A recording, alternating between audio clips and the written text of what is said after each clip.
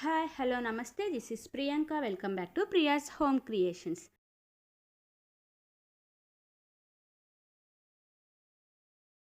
Hello friends, ఈరోజు మనం tomato కర్రీని ఎలా తయారు చేయాలో చూద్దాము. నేను ముందుగా ఒక ప్యాన్ తీసుకున్నాను. అలాగే అందులో 2 to 3 స్పూన్స్ ఆయిల్ని యాడ్ చేస్తున్నాను.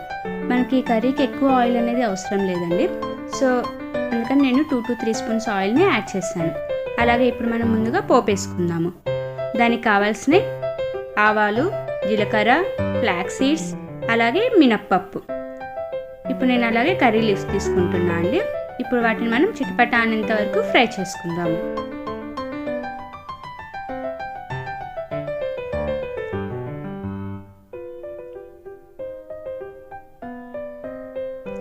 సో అవి మనకు మినప్పప్పు అనేది గోల్డెన్ కలర్ వచ్చేంత వరకు, అలాగే ఆవాలు అవి చిటపట అనేంత వరకు ఫ్రై చేసుకుందాము.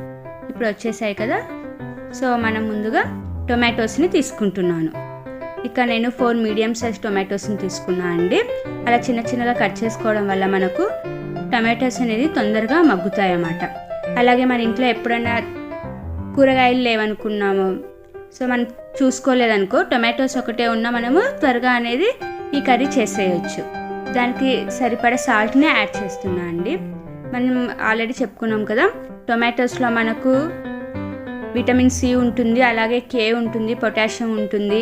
సో ఇది అనేది మనకు చాలా మంచిది అన్నమాట. అలాగే మనకు హార్ట్ డిసీజ్ కానీ క్యాన్సర్ డిసీజ్ కానీ రెడ్యూస్ చేస్తుంది అన్నమాట.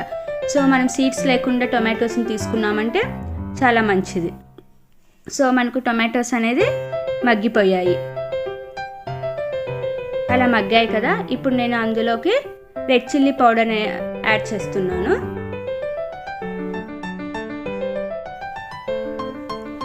నేను 1 spoon Kashmiri red chilli powder తీసుకున్నా అండి.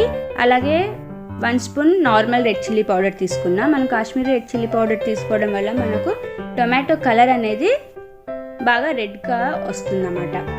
అలాగే నేను పసుపు యాడ్ చేశాను. సో ఇప్పుడు వాటిని బాగా మనం మిక్స్ చేసుకుందాము.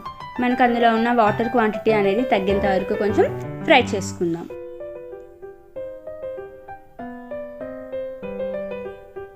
సో చూసారు కదా, మనకు వాటర్ క్వాంటిటీ అనేది తగ్గిపోయింది. సో ఇప్పుడు మనం స్టవ్ ఆఫ్ చేసేస్తున్నాను.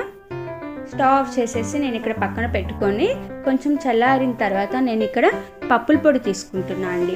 అంటే మనం కారం లేకుండా పప్పుల పొడి వేసుకుంటాం కదా, సో ఆ పప్పుల పొడిని నేను తీసుకుంటున్నా. బట్ ఇది కర్రీ చల్లగా అయిన తర్వాత మనం యాడ్ చేసుకోవాలి. అలా యాడ్ చేయడం వల్ల మనకు కర్రీ కానీ థిక్నెస్ అనేది బాగా వస్తుంది, గ్రేవీ. సో అలాగే నేను ఇక్కడ పెరుగు యాడ్ చేస్తున్నాను. అది బాగా మిక్స్ చేసుకున్న తర్వాత పెరుగుని యాడ్ చేస్తున్నాను. సో చాలామంది ఓన్లీ పెరుగు తీసుకోవడము అవాయిడ్ చేస్తూ ఉంటారు. అలాంటి వాళ్ళకి ఇది బాగా యూజ్ అవుతుందండి. ఎందుకంటే మనకు పెరుగులో కాల్షియం ఉంటుంది, అలాగే మన బాడీలో బోన్స్ అనేది బాగా స్ట్రాంగ్గా ఉండడానికి యూజ్ అవుతుంది.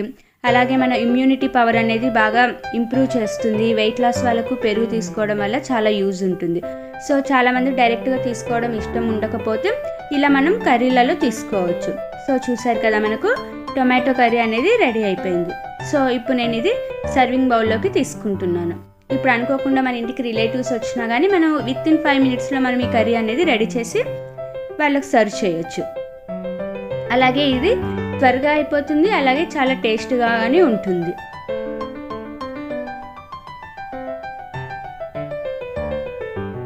సో అలాగే నేను ఇప్పుడు 1 స్పూన్ పెరుగును గార్నిష్ చేస్తున్నాను. అలాగే కొత్తిమీర తోటి కానీ గార్నిష్ చేస్తున్నాను. సో ఫైనల్గా మనకు టొమాటో కర్రీ రెడీ అయిపోయింది. Thanks for watching my video friends. Like చేయండి, కామెంట్ చేయండి, అలాగే షేర్ చేయండి, సబ్స్క్రైబ్ చేయండి. పక్కనే బెల్ ఐకాన్ ఉంటుంది, అది క్లిక్ చేసేయండి. నేను చేసే ప్రతి వీడియో మీకు వచ్చేస్తుంది.